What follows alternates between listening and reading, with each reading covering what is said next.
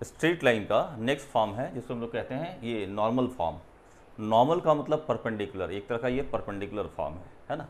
इसमें होता है क्या कि स्ट्रेट लाइन जो है उस पर ओरिजिन से परपेंडिकुलर डाला जाता है, ओरिजिन से नॉर्मल यानी परपेंडिकुलर डाला जाता है, ठीक है। और इस परपेंडिकुलर का लेंथ p रहेगा।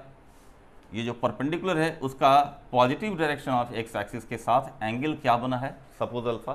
तो p और अल्फा के फॉर्म में आपको इक्वेशन लिखना होता है, ठीक है। तो आप इसको ऐसे समझिए, जैसे ये अल्फा है, ये हो जाएगा आपका 90 माइनस अल्फा, ये हो जाएगा 90 माइनस अल्फा, यहाँ हो जाएगा फिर अल्फा, ठीक है। इसको n मान लीजिए, इसको a मान लीजिए, इसको b मान लीजिए, ठीक है।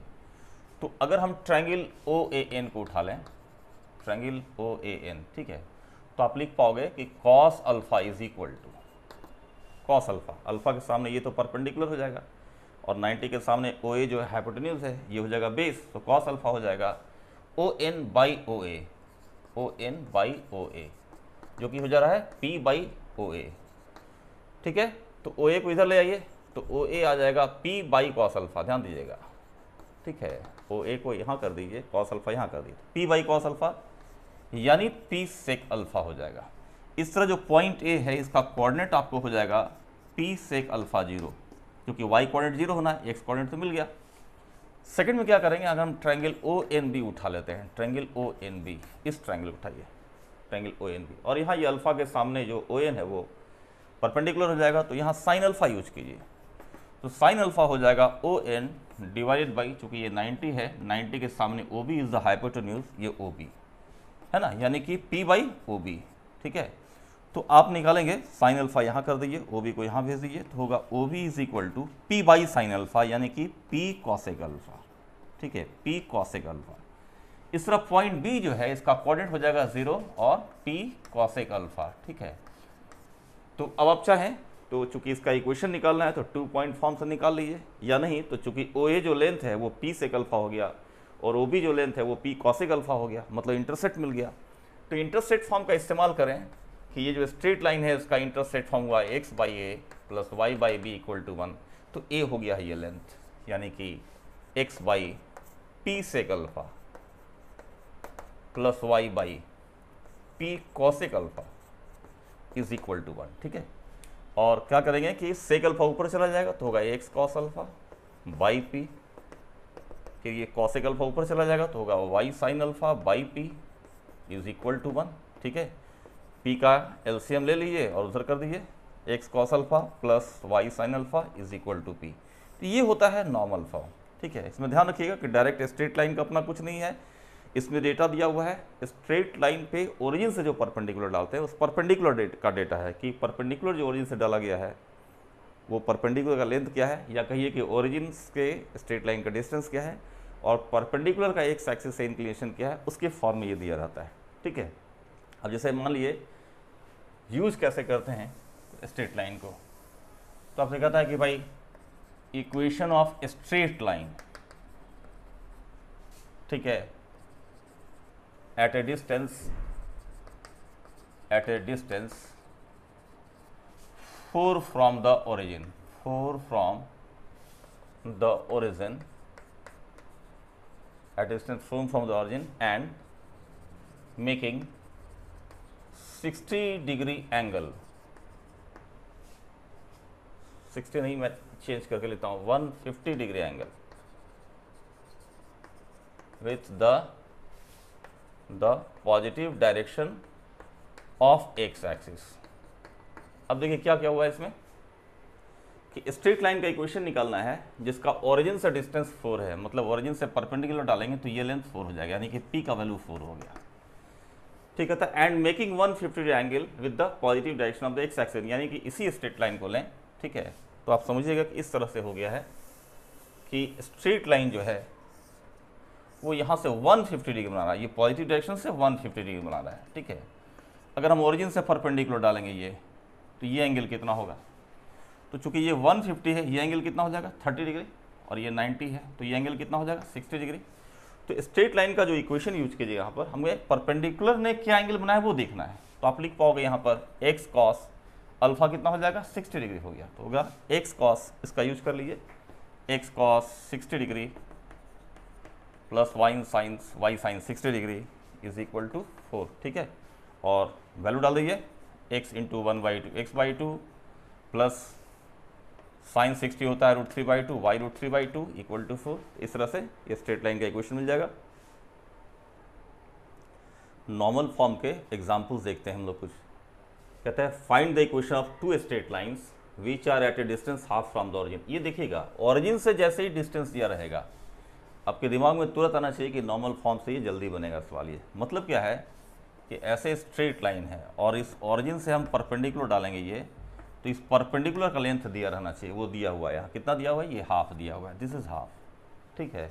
और साथ में दिया है कि वो 0 1 से पास करता है, ठीक है। तो सबसे पहले चूंकि p का वैल्यू हमको हाफ मिल चुका, ऑरिजिन से जो परपेंडिकुलर होता है वो p होता है। और नॉर्मल फॉर्म का इक्वेशन क्या लिखते हैं कि अगर ये p है और ये एंगल नॉर्मल ने जो बनाया है एक्स एक्सिस के साथ वो अगर अल्फा है, तो नॉर्मल फॉर्म होता है x cos alpha plus y sine alpha is equal to p, और p का वैल्यू हाफ दे रखा है, तो यही है इक्वेशन ऐसा हो जाएगा, ठीक है। और चूंकि ये 0 1 से पास करता है तो 0 1 इसको क्या करेगा? सेटिस्फाई करेगा।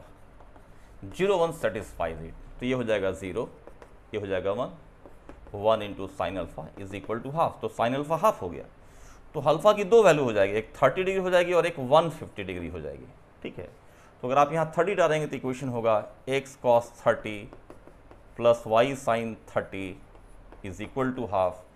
अगर 150 डालेंगे तो होगा x cos 150 plus y sine 150 is equal to half, ठीक है। कॉस 30 होता है √3/2, तो ये होगा x √3/2, साइन 30 1/2 होता है, ये होगा 1/2 इक्वल टू 1/2, तो ये आ जाएगा x √3 plus y is equal to 1। यहाँ देखिएगा कॉस 150 है, कॉस 150 हो जाता है cos pi minus 30, cos 180 minus 30 जो माइनस कॉस 30 हो जाता है, तो जगह माइनस x √3/2, और साइन 150 और साइन 30 सेम हो जाता है, तो ये होता है प्लस 1/2 इज इक्वल टू 1/2। तो इसका आंसर आ जाएगा minus x √3 plus y is equal to 1, ठीक है। ये हुआ पहला सवाल जो बहुत ही ईजी सवाल था, ठीक है। सेकेंड क्वेश्चन देखिए, राइट साइड क्या लिख रहा है इसमें? Find the equation of the straight line on which the perpendicular from origin makes an angle of 30 degree. आप जरा देखिएगा, इसमें कहता है कि एक स्ट्रेट लाइन है जिस पे हम ओरिजिन से परपेंडिकुलर डालते हैं, तो ये परपेंडिकुलर 30 डिग्री बना रहा है, मतलब अल्फा दिया हुआ है।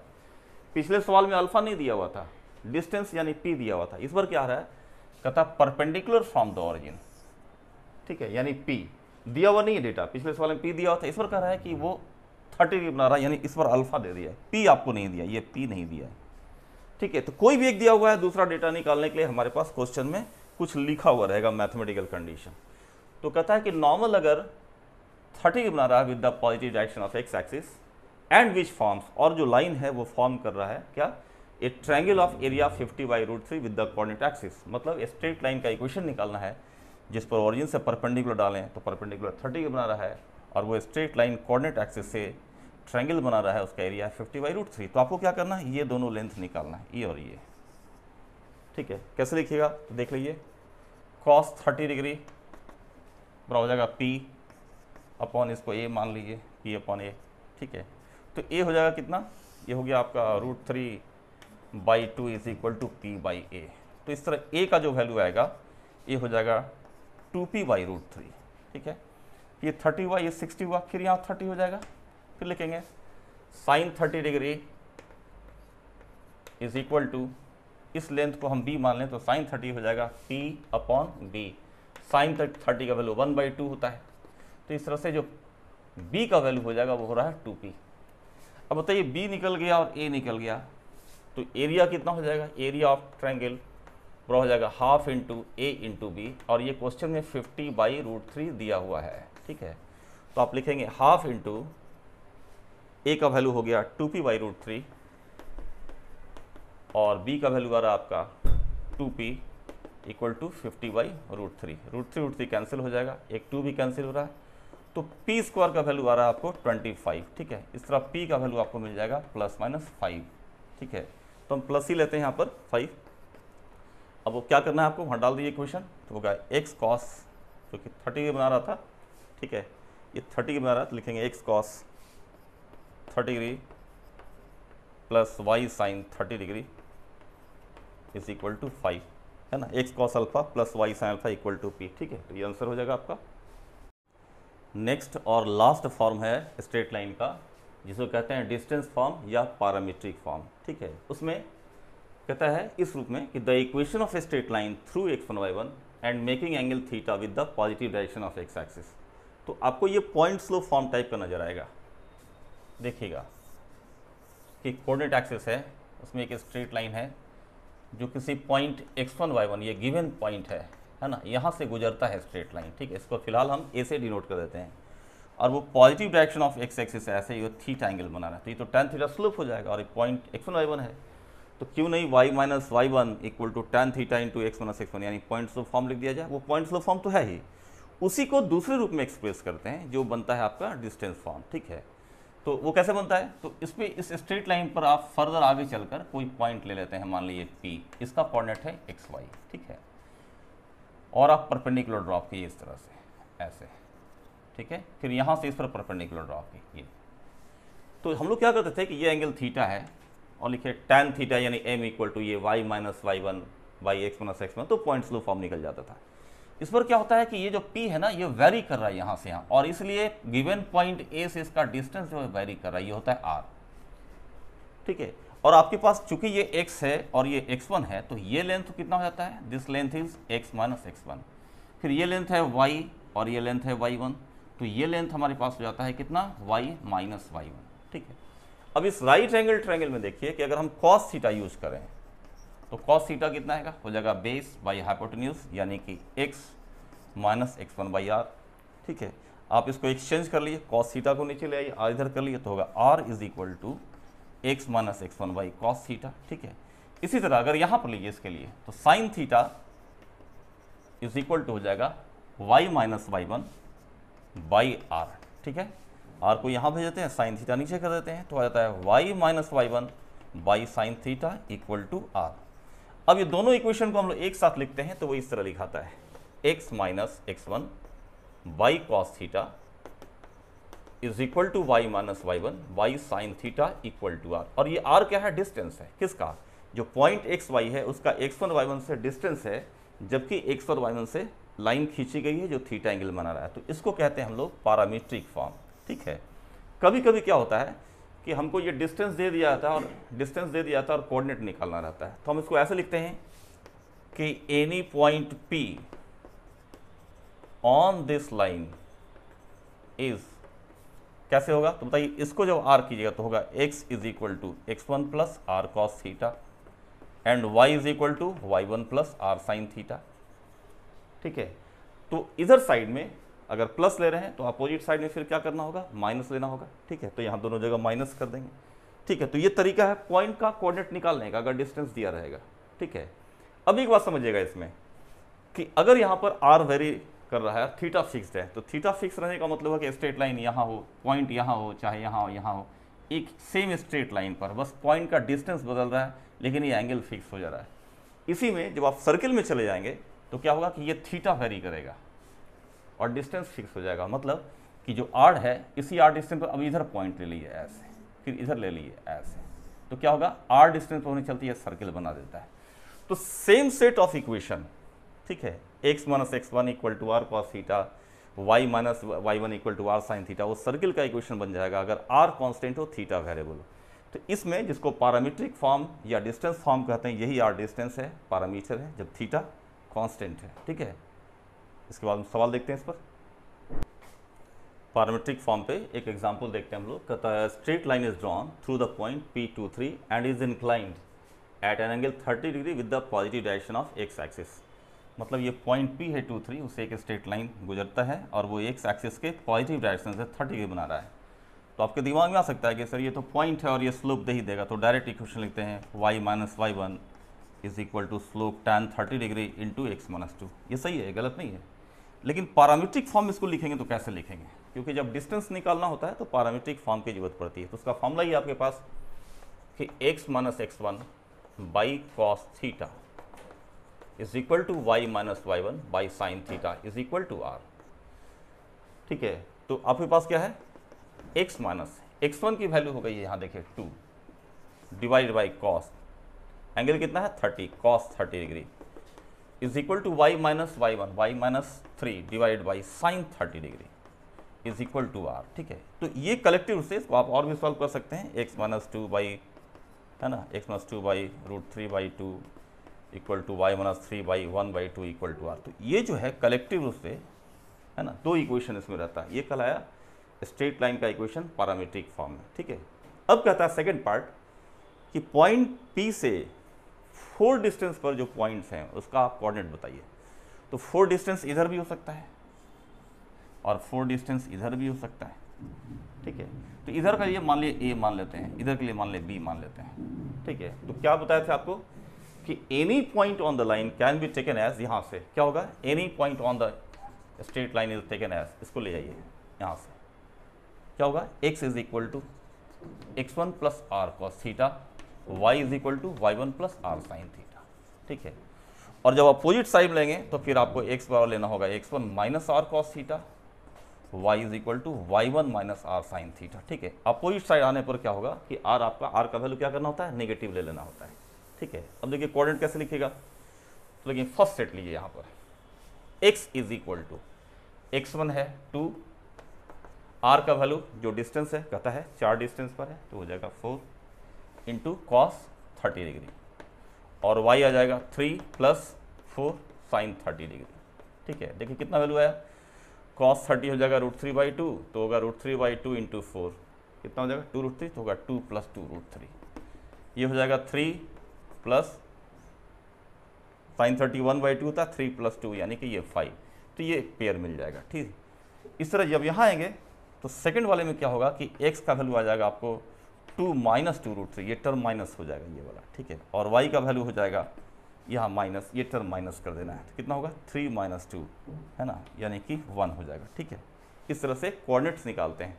ठीक है, और इसमें ध्यान रखिएगा एक बहुत इंपॉर्टेंट बात, पढ़ाया जा रहा है आपको स्ट्रेट लाइन में, लेकिन ये पैराबोला, एलिप्स, सर्किल हर जगह एप्लीकेबल होता है कि जब भी एक पॉइंट दिया रहेगा और उस गिवन पॉइंट से स्ट्रेट लाइन खींची गई है जिस पे आपको आगे या पीछे के पॉइंट्स का डिस्टेंस निकालना हो, डिस्टेंस दिया हो, या डिस्टेंस का कोई रिलेशन प्रूफ करना हो, या डिस्टेंस का रिलेशन दिया हो, मतलब उस पॉइंट से स्ट्रेट लाइन गई और उस पर डिस्टेंस टर्म का इन्वॉल्वमेंट हो जाए, तो दूसरे मेथड पर नहीं, सीधे डिस्टेंस फॉर्म का इस्तेमाल करना चाहिए, समझे ना, तो ये फास्टेस्ट सॉल्यूशन देता है।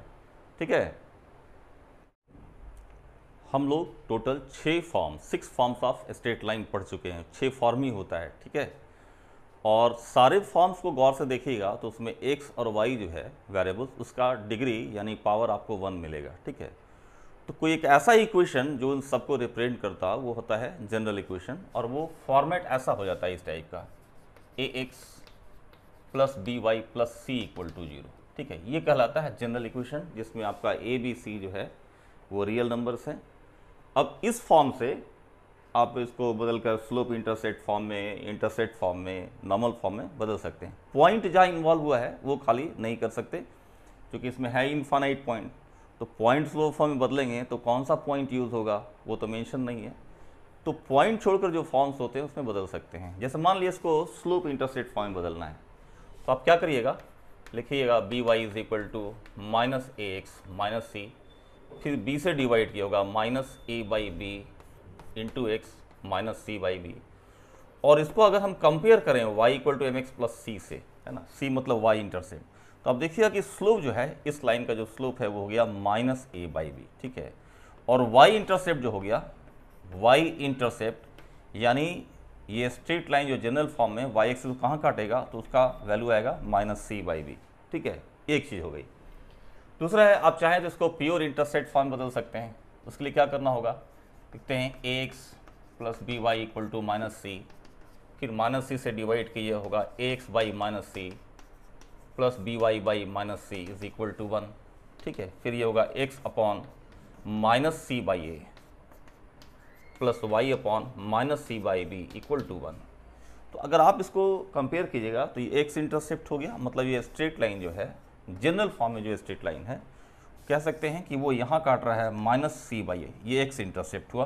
ठीक है, और ये वाई इंटरसेप्ट हुआ, इसका कोऑर्डिनेट हो जाएगा ये वाला minus 0 minus c by b. ठीक है, इसी तरह इसको नॉर्मल फॉर्म में भी बदला जाता है। नॉर्मल फॉर्म बदलने के लिए हम लोग क्या करते हैं कि root under a square plus b square इससे डिवाइड करते हैं, और a by under root a square plus b square को cos alpha, b by under root b a square plus b square को साइन अल्फा मानते हैं।